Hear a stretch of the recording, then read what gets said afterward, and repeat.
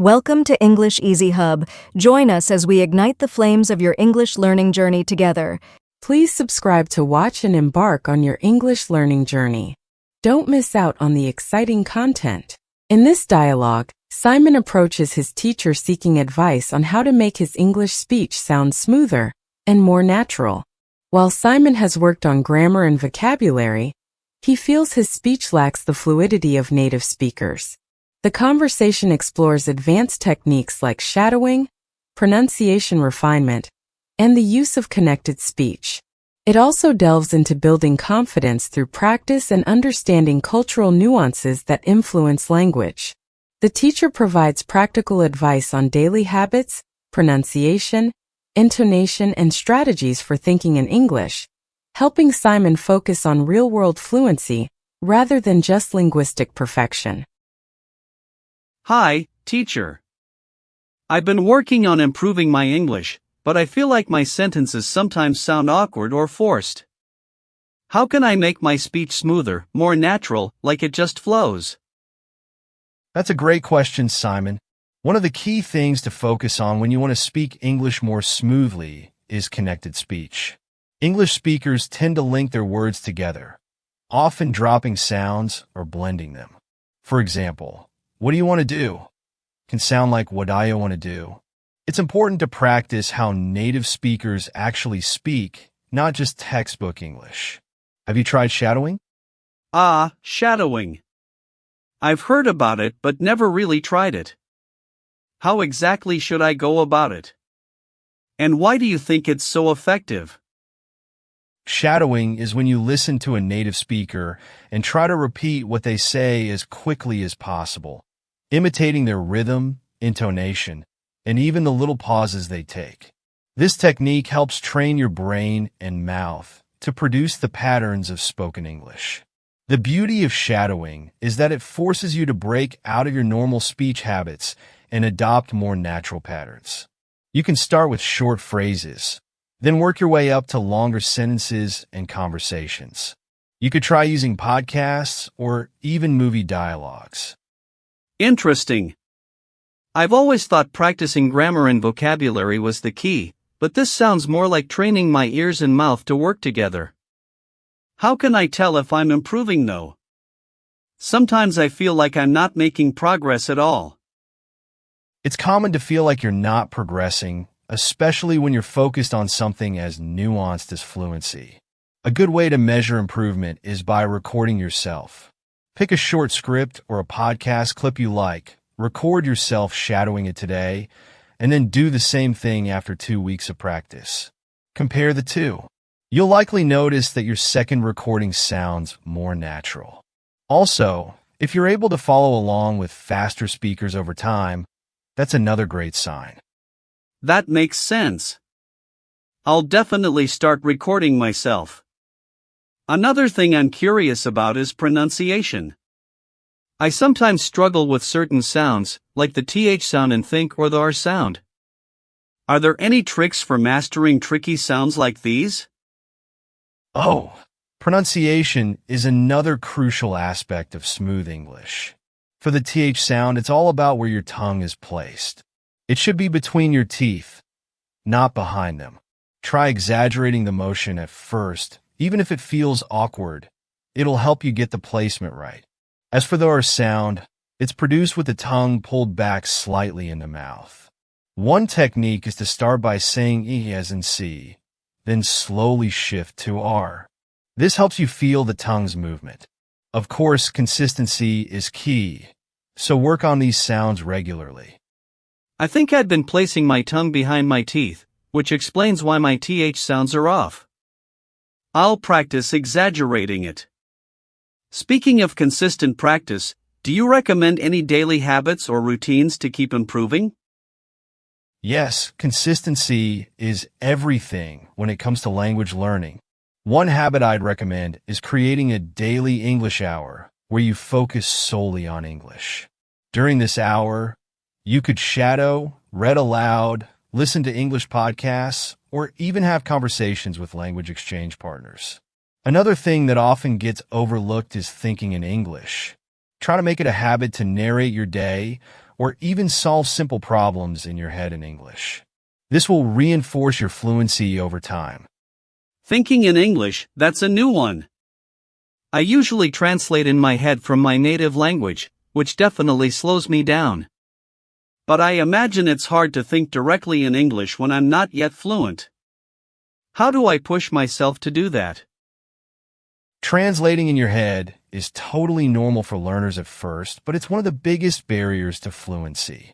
Start small by thinking in English about simple, everyday things. For example, when you wake up, try narrating your morning routine in English. I'm brushing my teeth. I'm getting dressed. Over time, you can start thinking in more complex sentences and even opinions. The key is to not overthink it. Even if you don't know the perfect word or grammar, just let your thoughts flow in English. It'll get easier the more you practice. I love that. I can see how thinking in English will help me stop relying on translation.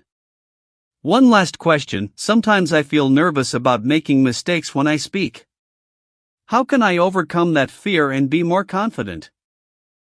That's a very common challenge, Simon. The fear of making mistakes can hold back even the best learners. But here's the truth. Mistakes are a part of the learning process. Every time you make one, it's an opportunity to improve. Focus on communication, not perfection. Native speakers don't expect you to be flawless. They're usually impressed when you're trying. A great way to boost confidence is by practicing in low-pressure environments first, like with language partners or even by talking to yourself. The more you practice, the more natural and confident you'll feel. That's really encouraging. Thank you. I'm going to start shadowing, recording myself, thinking in English, and just going for it without worrying too much about mistakes.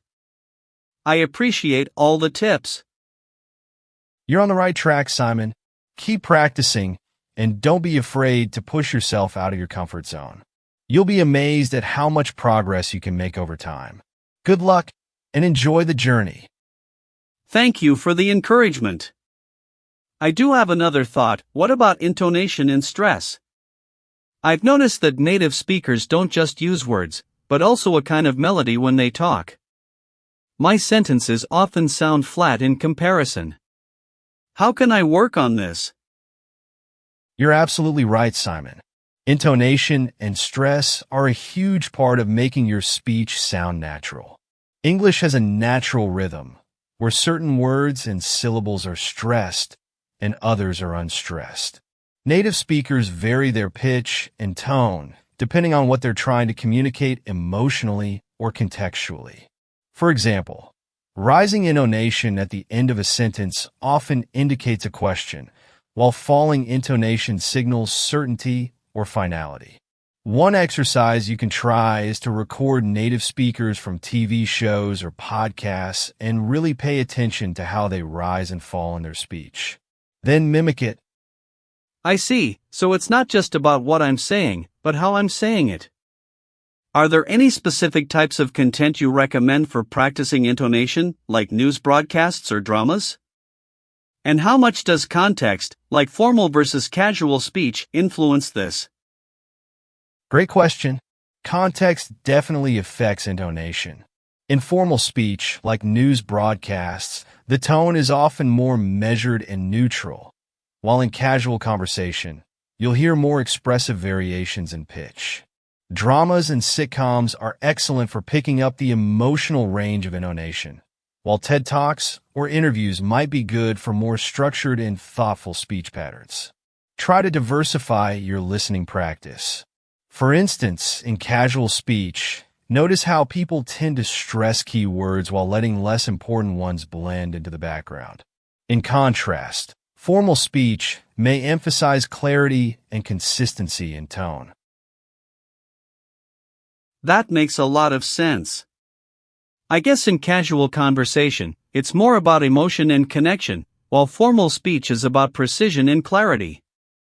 I've noticed that in conversation, some words seem to be swallowed or almost skipped over. Is that part of connected speech too? Should I be doing that as well? Exactly, Simon. That's part of what we call reduction. In connected speech, less important words like articles and the prepositions in on, at, or auxiliary verbs is or have often get reduced or blended into the surrounding words. For example, I'm going to becomes I'm gonna, or did you becomes did ya. Native speakers do this unconsciously because it allows speech to flow more smoothly. You don't necessarily need to mimic it perfectly, but understanding it will help you follow conversations better and sound more natural when you speak. So it's like a balancing act, right? Knowing when to reduce words and when to emphasize the important ones. It feels like mastering a kind of music, with rhythm and flow. Do you think listening to music or even poetry could help me get better at this? Absolutely. Music and poetry are fantastic tools for improving your sense of rhythm and flow in a language. In fact, poetry often exaggerates intonation and stress, which can help you really grasp how English moves. Songs, especially with lyrics you can understand, teach you both informal speech patterns and reductions. And since lyrics often repeat, they give you a chance to internalize the way English sounds in a fun way. Also, music sticks in your memory longer, which reinforces patterns subconsciously. If you listen to songs with clear lyrics and try singing along, you'll naturally pick up on the rhythm and connected speech. I love that idea. I'll try listening to more English songs and reading along with the lyrics. One thing that still puzzles me, though, is how to maintain fluency when I encounter words I'm not familiar with. Sometimes I pause too long when I'm searching for the right word, and it breaks my flow. How can I handle that better? That's a common struggle, even for advanced learners. The key here is to learn to keep going even if you don't have the perfect word in the moment. One strategy is to use fillers like or, which can give you a second to think without completely stopping.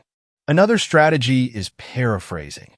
If you can't remember a specific word, quickly describe it or use a simpler synonym. The important thing is to maintain the flow of conversation.